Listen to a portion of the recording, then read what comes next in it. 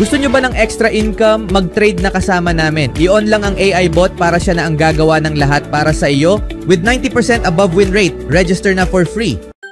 3 linggo matapos magsimula ang NBA free agency period ngayong taon, karamihan sa mga inaasahang pinakamalalaking game changers ay nakuha na ng mga team. Pero hindi ibig sabihin nito na ubos na ang mga talented sa market. May mga veteranong players pa ring available sa iba't ibang anyo, sukat, karanasan at estilo ng laro na posibleng makapag-ambag ng malaki sa isang team sa susunod na season. Tara't silipin natin ang ilan sa mga pinakamahusay na hindi pa nakukuhang talento simula sa mga big man, kabilang ang isang regular sa playoffs na naghahanap ng bagong tahanan. Al Horford, 39 na taon, ay isa sa pinakamahusay na available na big man sa free agency. Bagamat may chismis na sasama siya sa Golden State, wala pa ring opisyal na kumpirmasyon. Naging available siya matapos magbago ng direksyon ang Boston Celtics dahil sa injury ni Tatum at maagang pagkakatanggal sa playoffs. Bagamat bumaba ang shooting efficiency niya, epektibo pa rin siya sa lahat ng aspeto ng laro. Isa pa rin siyang mahalagang leader at defensive anchor na nagpapahusay sa overall team performance. Chris Boucher, huling natitirang miyembro ng 2019 Raptors champions, ay naging solid frontcourt reserve sa loob ng 7 season sa Toronto. Bumaba ang kanyang impact dahil sa injuries at inconsistency, pero may two-way potential pa rin siya. Kahit limitado ang playing time, isa siya sa iilang players na may kombinasyon ng blocks, steals at 3-pointers na may 36% na shooting. Sa kabila ng decline, posibleng maging sulit siya sa isang short-term deal ngayong off-season. Trey Lyles, siya ay papasok na sa edad 30 taon at nagmula sa isang mahinang season dahil sa groin injury na nakaapekto sa kanyang kondisyon. Bumaba ang shooting niya, pero sa mga nakaraang taon bago ito, mas maganda ang kanyang performance at epekto sa team. Hindi siya standout scorer o defender, pero isa siyang solid glue guy. Maaasahan sa tamang pasa, rotation at maliit na bagay na mahalaga sa team play. Kung maibabalik niya ang dating shooting form niya, pwede siyang maging valuable para sa teams na kulang sa frontcourt depth. Thomas Bryant, siya ay naging backup sa ilang elite big men sa nakaraang 3 taon, kaya limitado ang minuto niya. Gayunpaman, tuwing nabibigyan ng pagkakataon, epektibo siya sa pick and roll, pick and pop, offensive rebounding at fast break, mga skill na bagay sa playoff caliber teams. Sa Indiana, naging clutch contributor siya sa ilang crucial games, lalo na kontra Cleveland at New York. Kilala rin siya sa kanyang magandang attitude at pagiging handa ayon kay Coach Rick Carlisle. Isa siyang valuable team player na laging ready tumulong. Precious Achiuwa, siya ay nagkaroon ng masaklap na season. Nasugatan siya sa preseason at nang bumalik si Mitchell Robinson, lumiit ang kanyang playing time.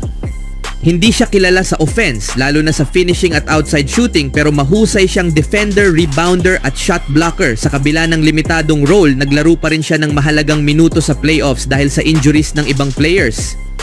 Hindi siya ideal para sa offensive role, pero epektibo siya bilang energy big na focused sa depensa at rebounding.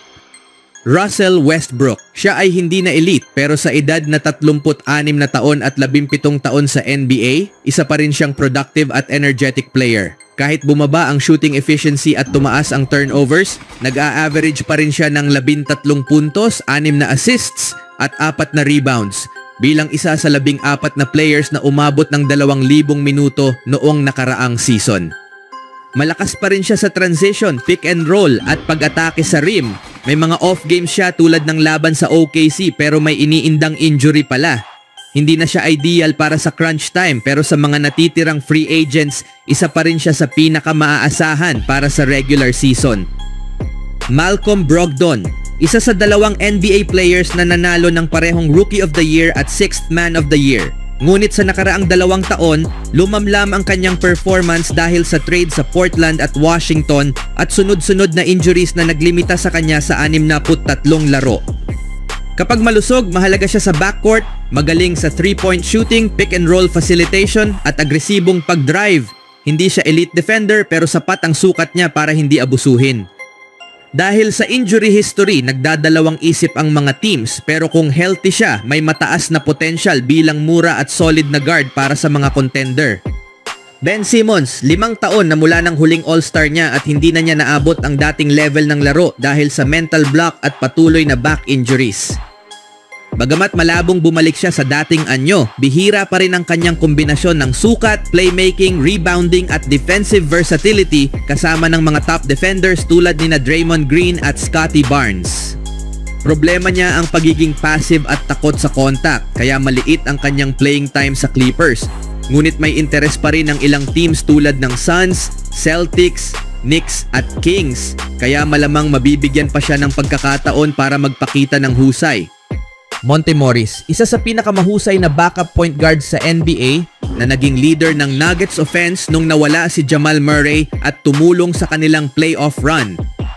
Na-trade siya sa Washington, ngunit mula noon ay nakapaglaro na siya sa 4 na team sa 3 season, na-trade sa mga second round picks at bumaba ang kanyang shooting efficiency, isang red flag para sa maliit na guard. Gayunpaman, maaasahan pa rin siya sa ball handling at may mataas na assist to turnover ratio. Kung bumalik ang kanyang shooting, maaari siyang maging valuable pickup para sa mga teams na naghahanap ng matalinong floor general. Cameron Payne, isang maaasahang backup point guard na kilala sa solidong shooting na may 36% sa 3-point line at mababang turnovers. Nagkaroon siya ng impact sa playoffs pero hindi palagian ng performance. Pinuri siya ni Coach Thibodeau dahil sa pagiging profesional kahit hindi siya malakas sa depensa. Malik Beasley, mahusay na 3-point shooter na tumulong sa Pistons makapasok sa playoffs pero nasangkot sa federal gambling investigation na pumigil sa kanyang kontrata. Kung malilinis ang pangalan, posibleng makabalik siya dahil sa shooting ability na kahalintulad ni Stephen Curry at Klay Thompson. Gary Payton Jr., mahusay na perimeter defender at solidong role player sa championship teams. Hindi siya consistent scorer pero epektibo sa off-ball shooting na may 37% sa corner threes. Hindi tiyak ang kanyang lugar sa Warriors depende sa mga roster moves. Amir Coffey, undrafted versatile wing na nabigyan ng pagkakataon dahil sa injuries ng Clippers. May 40% shooting sa 3-point range. Mas maganda ang performance ng team kapag wala siya at posibleng mawalan siya ng spot dahil sa pagdating ng mga bagong stars. Pero dahil sa taas at shooting, may tsansa pa siyang makakuha ng ibang team. Alec Burks, batikan na guard sa kanyang ika-15 season, may halaga kung tumatama ang kanyang shooting. Kamakailan ay nagpakita ng solidong 3-point shooting at scoring mula sa bench. Pinakamainam gamitin bilang catch and shoot o slasher, hindi para sa mabigat na defensive or offensive role. At ang panghuli ay si Seth Curry, elite na shooter na may 45% sa 3-point line nitong season.